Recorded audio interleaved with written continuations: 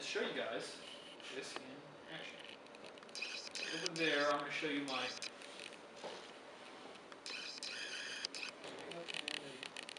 So that's just streaming to an Apple TV so you guys can see the control panel. So I have two options when I walk in the room.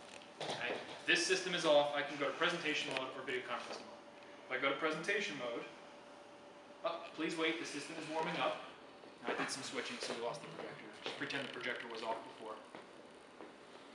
Okay, turns the projector on, lets it warm up, goes through the warm-up sequence just like anything else.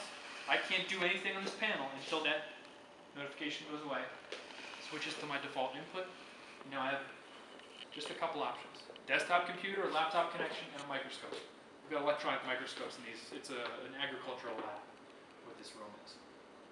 So I can switch back and forth between these sources. Everything I need. Now we're in here, we're at the mercy of this projector losing sync, so there's a little bit of a lag. I can do my volume up, my volume down. See my buttons as I touch them, they show highlighted, they show me the states.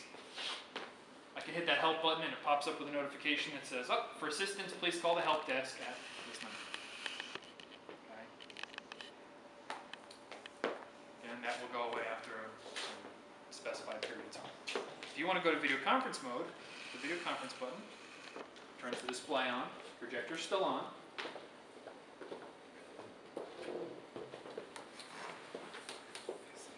It's the same thing, we can route our content up to the projector. So we get our computer source up to the projector, we can switch between those sources still. On our displays, we've got our cameras. So here's the teacher camera, I'm watching myself. Here's the student camera, watching you guys, I'm zooming in.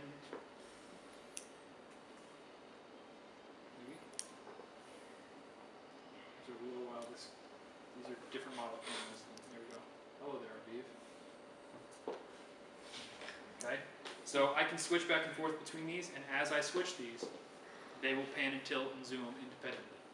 So I'm doing things on this panel here that most people probably wouldn't think about. That I'm actually changing the commands on the pan, tilt, zoom buttons as I switch my sources.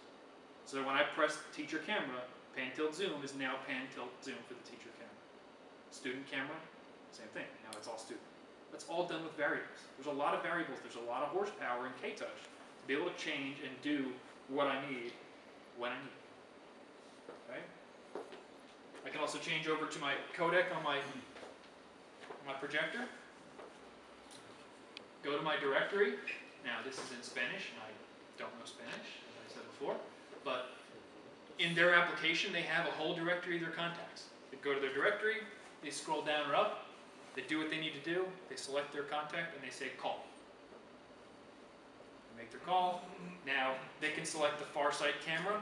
I don't have a far sight here, but they can select far sight camera, pan, tilt, zoom the far sight camera for whoever they're calling right now. They can do everything that they needed to do. I never have to touch this remote. Okay? Control should always be all or nothing. I should never have to use this and this. I can do everything that they needed to do through the codec right here from KTouch. Okay?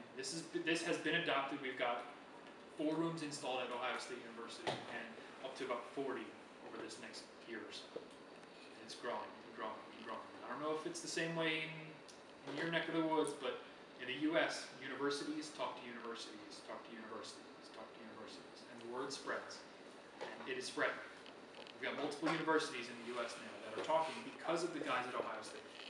We're getting requests from all over the place to put more and more systems in. So I just wanted to show you guys a little bit of what KTouch actually can do. I know there are limitations. There absolutely are limitations. Those limitations we will get past, but these systems, this system fits into 90% of these applications. Okay, so when people tell you it can't do that, no, find out why they need to do something. Why do you need super custom feedbacks and conditional logics? Find that out from your customers, and you'll find out that most times they don't actually need it, they just think they need it. So hopefully that paints a picture for you guys a little bit. We're, as you can tell, a little bit passionate about KTouch here in the US, or there in the US. We're really pushing it. We've got probably about 12 to 15 systems in right now, and even more in the hopper, so more in the queue. And it's every day we're getting approached